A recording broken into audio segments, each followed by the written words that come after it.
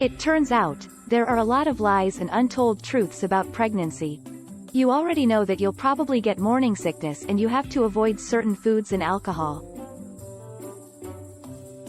Here are 10 untold truths about being pregnant that no one bothers to mention before you're knocked up. Number 1. You shouldn't actually eat for 2. If you are looking forward to getting to stuff your face with strawberry-covered pancakes, pause for just a second. As it turns out, this is a myth. You're really only supposed to gain nominal weight in your first trimester, 0–5 pounds, and then about 1 pound per week for the remainder of your pregnancy. It's only in the third trimester that you should be consuming an additional 200 calories per day, which is equivalent to 2 pieces of whole grain toast with a light spread of butter on top. But that doesn't mean you're not going to feel like eating more. And another truth, you probably will. Number 2. You will have to go pee all of the time. During pregnancy, the bladder fills with urine more quickly. Another reason is the relaxation of the pelvic floor muscles, which happens as your pregnancy progresses. During pregnancy, the muscles in the pelvic relax. This is to accommodate the baby as it becomes fixed in the pelvis and gets in an optimum position for delivery. What is especially daunting is the amount of time you will have to go pee at night. Number 3. There's one ideal sleeping position. Since the liver is on the right side of our body, if you sleep on your right side, the pressure mounts on the organ.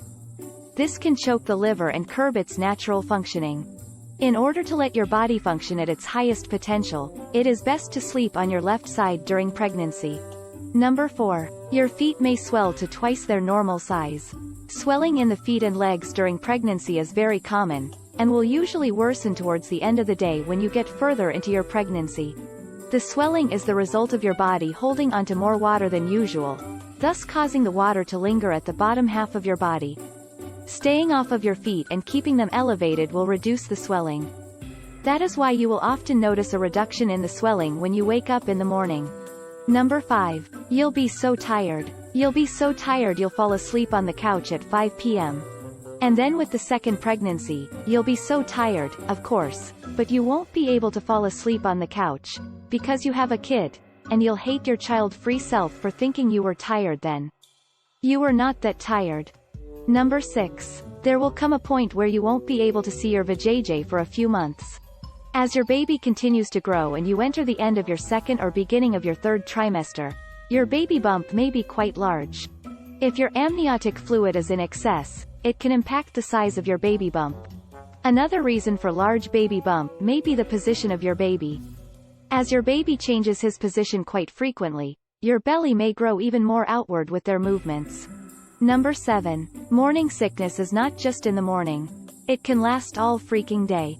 You've tried eating several small meals throughout the day. You've tried ginger chews. You've tried having saltine crackers. You're taking the recommended vitamin B6 as prescribed by your doctor. You've tried all of the recommended remedies to curb your morning sickness, and you find out that yours last all day every single day. Every waking hour is absolutely miserable. It doesn't matter how much water you drink.